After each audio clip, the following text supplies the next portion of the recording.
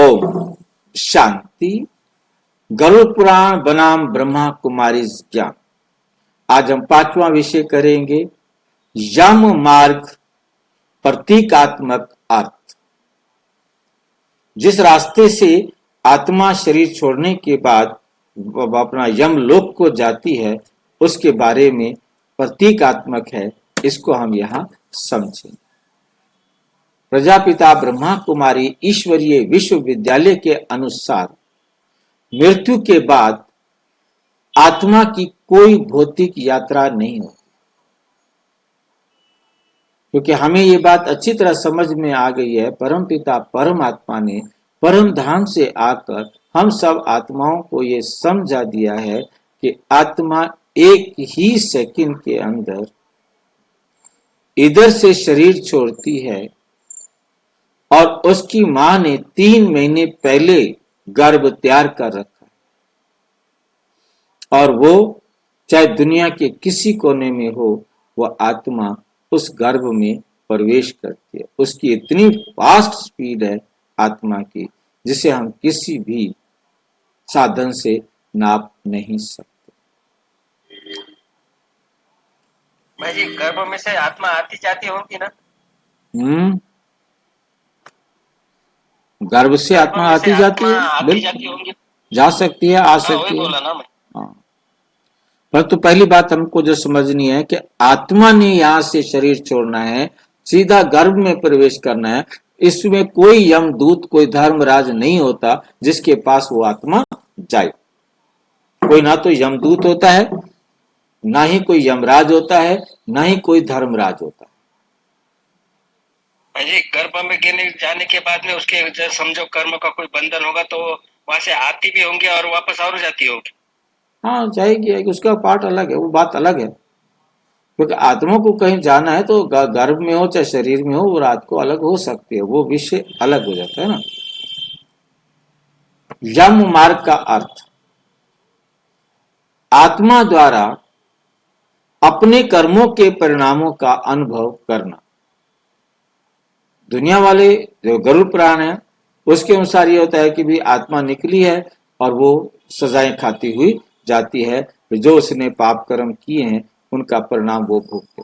ये अनुभव मानसिक और आत्मिक स्तर पर होता है, ना कि किसी शारीरिक पीड़ा के रूप में। हम उसे आत्मा इससे महसूस करती है कि मैंने क्या सच किया है, क्या झूठ किया है, किसी को कितना सुख दिया है, कितना दुख दिया है, तो वो आत्मा को स्वयं को याद आता है। जो भी याद करना चाहे वो याद कर सकता है अपने कर्मों के हिसाब से। तो मतलब कहने का है कि मानसिक और आत्मिक स्तर पर होता है, ना कि किसी शारीरिक पीड़ा का। आत्मा ने चली गई है, अब वहां कोई रास्ते में उसको गरम हवा में या गरम लूहों में या ठंडी बर्फीली तूफानों में से गुजरना पड़े, ऐसा आत्मा के लिए कुछ नहीं है। क्योंकि आत्मा के बारे में तो हम अच्छी तरह से जानते हैं कि आत्मा को अग्नि जला नहीं सकती, वायु सुखा नहीं सकता, शस्त्र काट नहीं सकता, पानी गीला नहीं कर सकता।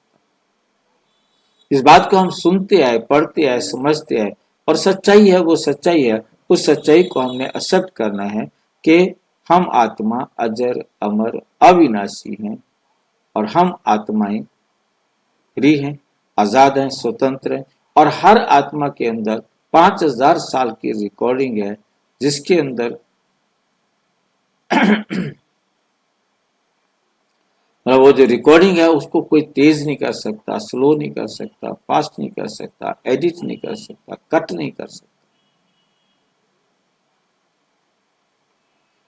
इस प्रकार से हमें बहुत अच्छी तरह अपनी बुद्धि में रखना है कि आत्मा मानसिक और आत्मिक स्तर पर मतलब अनुभव करती है, ना कि किसी शारीरिक पीड़ा के रूप में।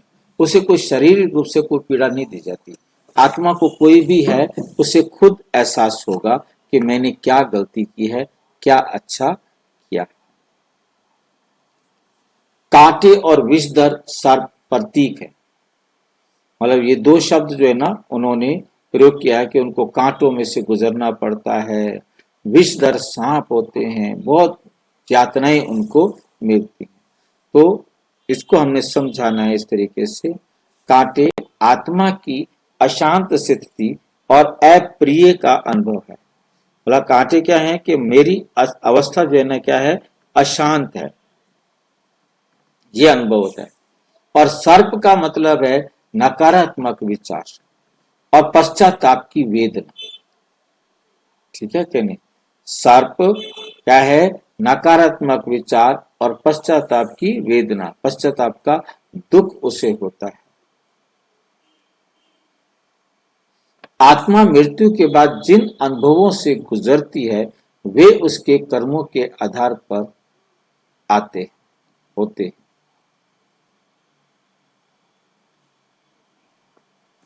इसका अर्थ ये है कि यमराज पर भूख, प्यास और पीड़ा का अनुभव आत्मा के भीतर पैदा होने वाली अशांति और मानसिक तनाव के प्रतीक हैं, न कि वास्तविक भौतिक पीड़ा।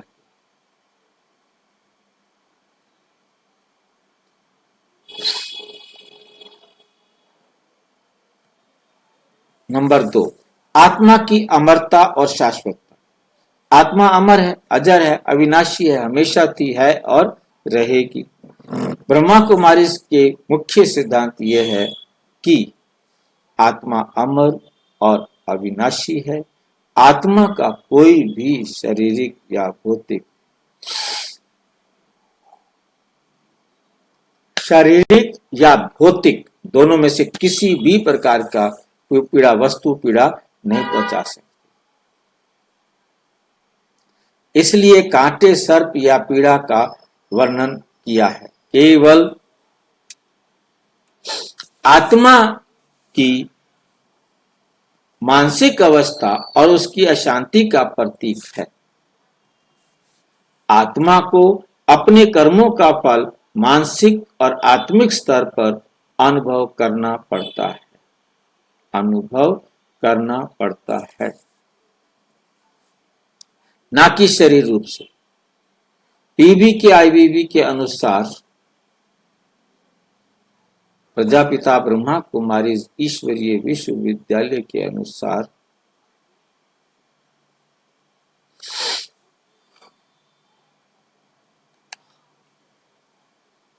मृत्यु के बाद आत्मा एक नए शरीर में प्रवेश करती है जिसे पुनर्जन्म कहा जाता है। यह हम कई बार कर चुके हैं कि आत्मा गर्भ में प्रवेश करती है।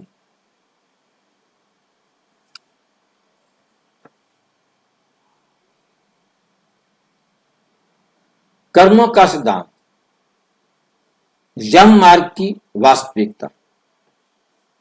प्रजापिता ब्रह्मा कुमारी का मानना है कि आत्मा अपने जीवन के अच्छे या बुरे कर्म के आधार पर सुख या दुख का अनुभव करती है। मृत्यु के बाद आत्मा के अनुभव केवल उसके कर्मों पर निर्भर करते हैं।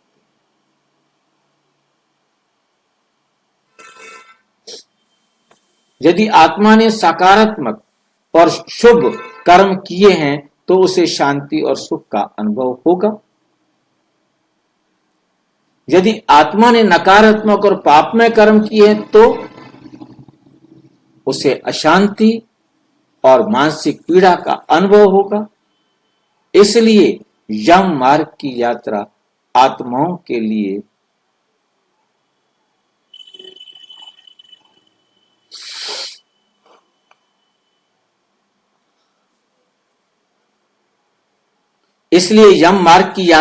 आत्मा की आंतरिक मानसिक स्थिति है, न कि कोई बाहरी।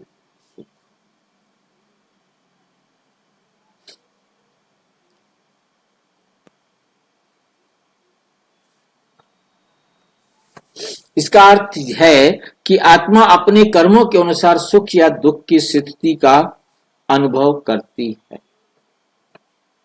भूख और प्यास का प्रतीकात्मक अर्थ, भूख और प्यास का प्रतीकात्मक अर्थ क्या है? भूख और प्यास का अर्थ है अपूर्णता की भावना।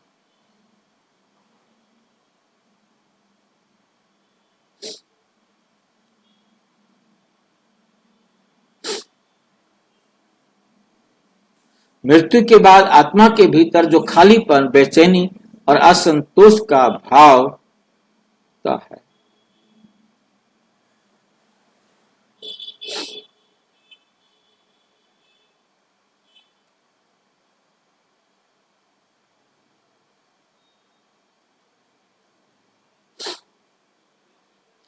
मृत्यु के बाद आत्मा को वास्तव में देखा जाए तो हाँ, वास्तव में आवाज नहीं आ रही, तो भी कट रही है आपकी आवाज। आत्मा को देखें तो वास्तव में भूख नहीं लगती, ये क्या? अच्छा, डर के कारण भूख नहीं लगती या भूख ज्यादा लगती है? मृत्यु के बाद आत्मा के भीतर जो खालीपन, बेचैनी, असंतोष है,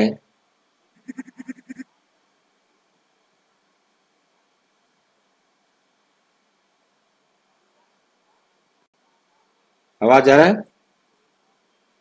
आ रही आ है। रही है भाई। मृत्यु के बाद वास्तव में आत्मा को भूख नहीं लगती भाई जी। वास्तव में आत्मा को भूख नहीं लगती, पर उसको जो आदत हो गई है ना खाने की, उसकी याद आने से उसको भूख लगती है। वास्तव में आत्मा को नहीं लगती, अंदर की बेचैनी उठाती है, तो उससे वो ऐसा संतुष्ट हो जाता है बाद में खाने के बाद में। वास्तव में उसको आत्मा को भूख नहीं लगती रहती। आत्मा को भूख नहीं लगती है।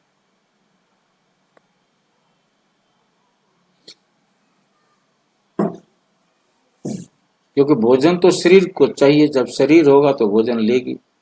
बेचैनी और असंतोष का भाव, खालीपन, बेचैनी और असंतोष का भाव, ये मृत्यु के बाद उसके कर्मों के हिसाब से उसको हो सकता है, उत्पन्न होता है। वही भूख और प्यास के रूप में प्रकट होता है।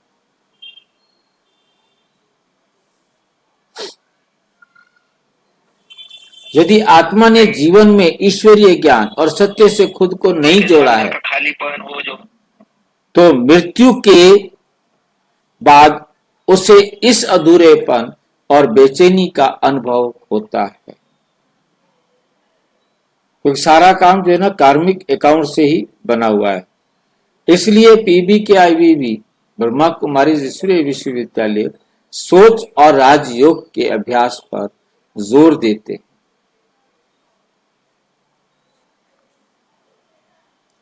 ताकि आत्मा इस प्रकार की अधूरी भावना से मुक्त हो सके। नंबर 5, कांटे और विषधर सर्प का प्रतीकात्मक अर्थ। कांटे और विषधर किसका प्रतीक है, ये दिखाया है। कांटे मन की अशांति, अभिलाषा, भय और कर्मों का प्रतीक है।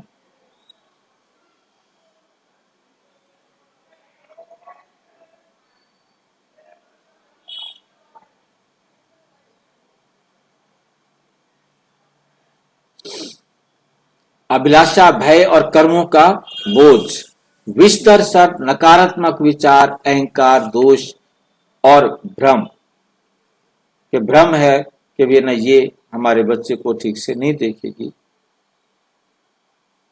ठीक,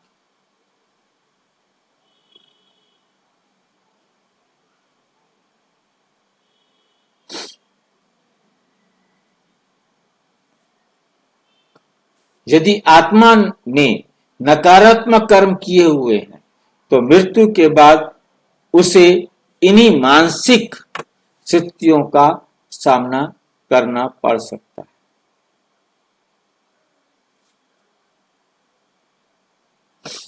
PBKIVV के अनुसार यह मानसिक अनुभव आत्मा के कर्मों का परिणाम है। इसका अर्थ है कि आत्मा मृत्यु लोक के बाद भौतिक रूप से कांटों या सर्प से नहीं घिरी होती, बल्कि ये किसी मानसिक और आत्मिक स्थिति का प्रतीक है। नंबर 6, वास्तविक साधना आत्मा की शांति और उन्नति का मार्ग है। PBKIVV के अनुसार आत्मा को वास्तविक कितने साल तक रहना पड़ेगा?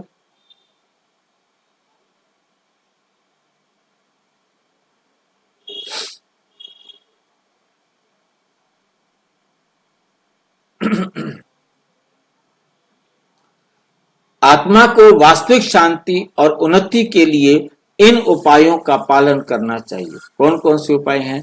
नंबर 1, सकारात्मक सोच को अपनाएं।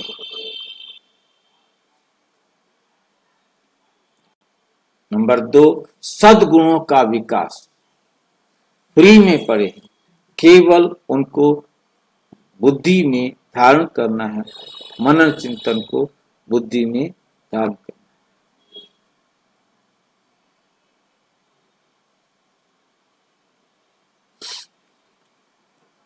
राजयोग का अभ्यास करके परमात्मा से जुड़े। हम अपनी शरीर की कर्म इंद्रियों के राजा बने तो हम राजयोगी बनेंगे। जब राजयोगी बनेंगे तो ऑटोमेटिक हमारे कार्मिक अकाउंट सेटल होते जाएंगे।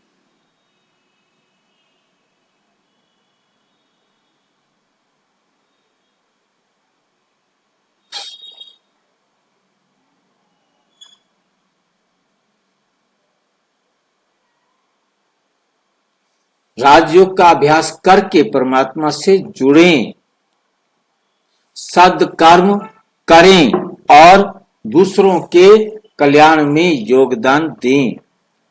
अहंकार, लोभ, क्रोध और द्वेष से मुक्त होकर प्रेम और शांति का मार्ग अपनाएं। PVKIVV का मानना है कि आत्मा वास्तव के वास्तविक सुख और वास्तविक दुख का राज क्या है?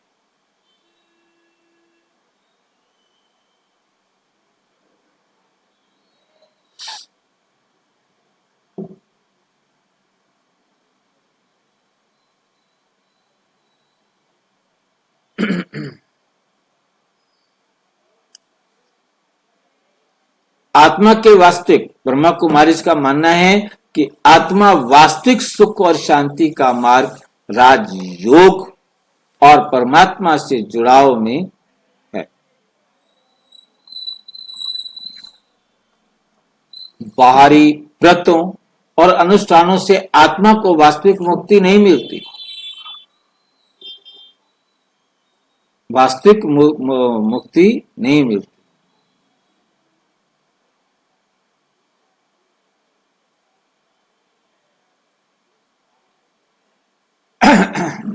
अनुष्ठानों से आत्मा को वास्तविक मुक्ति नहीं मिलती। आत्मा को नहीं मिलती किसी प्रकार से। और आत्मा की शुद्धि और उन्नति के लिए आंतरिक साधना और सकारात्मक कर्म ही आवश्यक है। प्रजापिता ब्रह्मा कुमारी ईश्वरीय विश्वविद्यालय का निर्णय एरो दिया है स्पेशल, यम मार्ग, काटे, सर्प, भूख और प्यास का वर्णन केवल प्रतीकात्मक है। ये आत्माओं की आंतरिक मानसिक स्थिति और कर्मों के परिणामों का प्रतीक है। आत्मा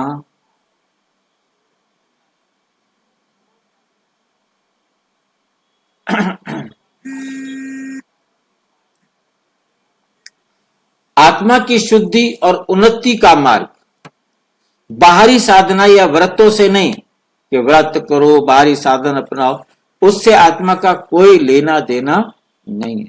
सकारात्मक सोच और परम आत्मा से जुड़ाव में है। वास्तविक मुक्ति और शांति धाम के लिए आत्मा को परम आत्मा से जुड़कर अपने कर्मों को सुधारना होगा। निष्कर्ष, सत्य और प्रतीकात्मकता का रहस्य। यम मार्ग की यात्रा कोई वास्तविक मार्ग नहीं, बल्कि ये आत्मा के मानसिक अनुभवों का प्रतीक है। भूख, प्यास, कांटे और सर्प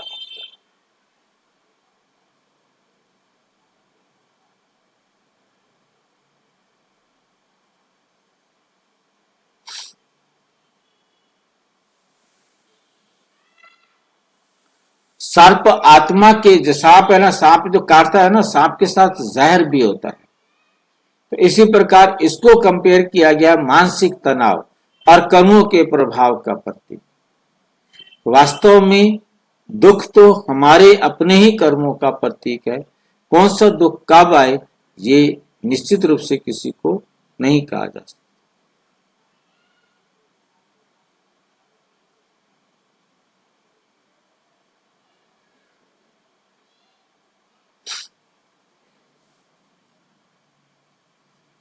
तनाव और कर्मों के प्रभाव का प्रतीक है, क्योंकि मानसिक तनाव बनता है ना। प्रजापिता ब्रह्मा कुमारी ईश्वरीय विश्वविद्यालय के अनुसार आत्मा को इन अनुभवों से बचाने का एकमात्र उपाय है राजयोग।